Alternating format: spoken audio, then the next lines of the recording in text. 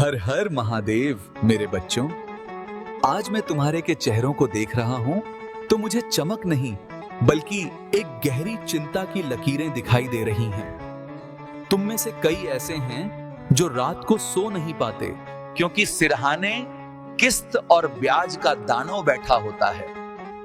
बेटा, शास्त्र कहते हैं ऋण करता पिता शत्रु, यानी वो पिता भी शत्रु के समान हैं जो अपनी औलाद पर कर्ज छोड़ जाए।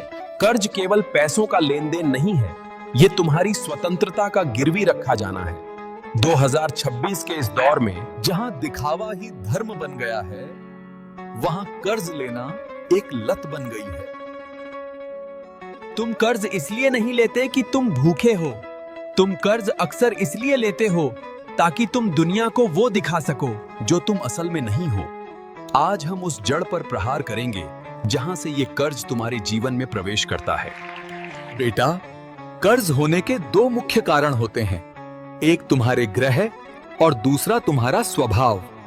ज्योतिषीय कारण, कुंडली में जब मंगल पीड़ित हो या छठा भाव सक्रिय हो तो इंसान कर्ज के दलदल में फंसता चला जाता है।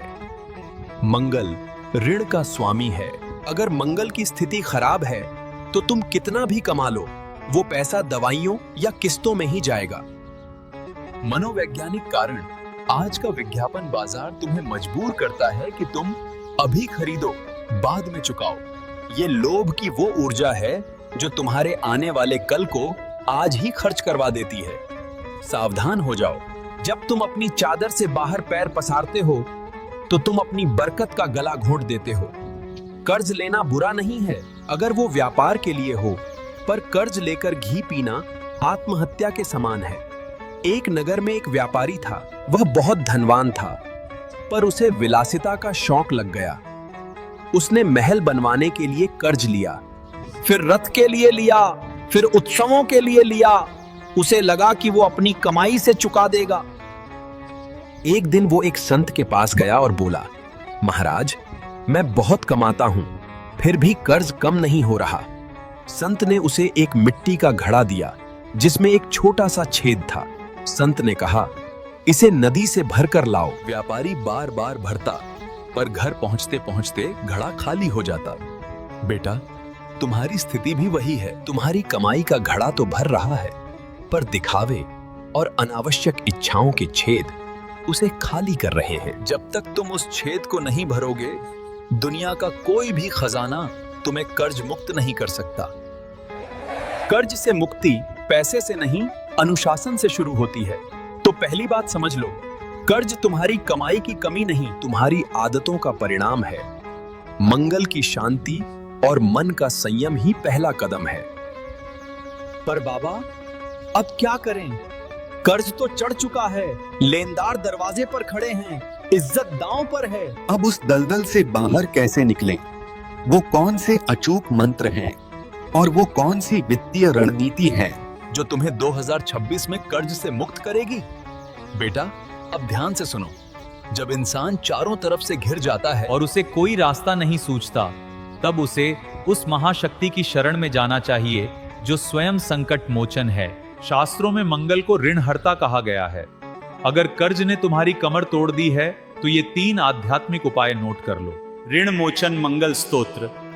हर मंगलवार को स्नान के बाद सूर्य देव को जल अर्पित करें और ऋण मोचन मंगल स्तोत्र का पाठ करें। यह स्तोत्र मंगल के नकारात्मक प्रभाव को कम करता है और आय के नए मार्ग खोलता है। हनुमान जी की विशेष पूजा। मंगलवार के दिन हनुमान जी के मंदिर जाएं, उन्हें चमेली के तेल में मिला हुआ सिंदूर और चोला चढ़ाएं। सुंदरकांड का पाठ करें। बेटा, हनुमान जी बल, बुद्धि और विद्या के दाता हैं। वे तुम्हें वो मानसिक शक्ति देंगे जिससे तुम कठिन निर्णय ले सकोगे। लेनदार को पैसे देने का सही दिन याद रखना। कर्ज की पहली किस्त या छोटा सा भी हिस्सा हमेशा मंगलवार को लौटाना शुरू करो। मंगलवार को दिया गया पैसा कर्ज को जल्दी खत्म करता है। लेकिन ध्यान रहे, मंगलवार को कभी नया कर्ज लेना नहीं चाहिए, वरना वो जल्दी खत्म नहीं होता।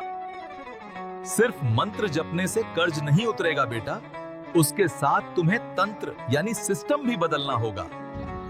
2026 में अगर कर्ज मुक्त होना है तो ये बाबा का वित्तीय मंत्र अपनाओ। नंबर 1, कर्ज का पहाड़ छोटा करो। सबसे पहले उन छोटे छोटे कर्जों को खत्म करो जो तुम्हें मानसिक तनाव देते हैं। जब एक छोटा कर्ज खत्म होता है तो आत्मविश्वास बढ़ता है। नंबर 2, दिखावा शून्य। जब तक कर्ज न उतर जाए, नए कपड़े, नया फोन या पार्टी करना भूल जाओ। सादगी को अपना गहना बनाओ। लोग क्या कहेंगे? लोग तो तब भी कहेंगे जब तुम सड़क पर आ जाओगे। उनकी परवाह छोड़ो, आमदनी के स्रोत बढ़ाओ। आज के दौर में सिर्फ एक नौकरी या एक धंधे से काम नहीं चलेगा। अपनी किसी स्किल का इस्तेमाल करो, अतिरिक्त मेहनत करो। आराम हराम है जब तक सिर पर कर्ज का बोझ है। बेटा, कर्ज उतारने के लिए दूसरा कर्ज लेना आग बुझाने के लिए पेट्रोल डालने जैसा है। इस चक्रव्यूह को तोड़ना है तो संयम का हाथ थामना ही होगा। मेरे बच्चों, कर्ज के कारण कभी भी गलत कदम उठाने की मत सोचना। याद रखना, पैसा एक हाथ का मैल है, पर तुम्हारा जीवन अनमोल है।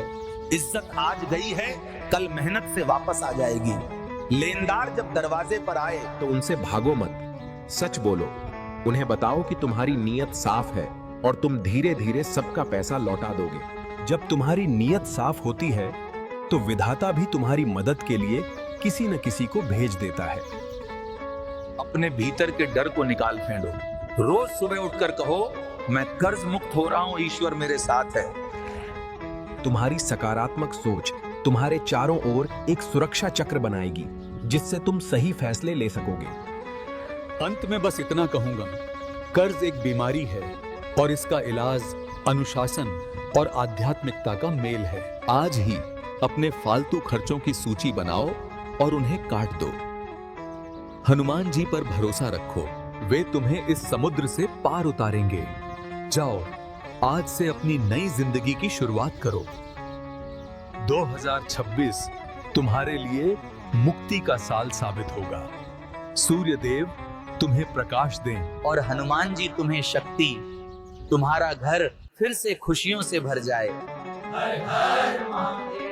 तो ये दरबार सबका है जो सत्य, प्रेम और सनातन को मानता है। अगर आप भी कर्ज से जूझ रहे हैं तो हिम्मत मत हारिए। कमेंट में लिखें जय बजरंगबली और अपनी परेशानी साझा करें। इस वीडियो को उन दोस्तों तक पहुंचाएं जो आर्थिक तंगी में हैं। सब्सक्राइब करें और जुड़ें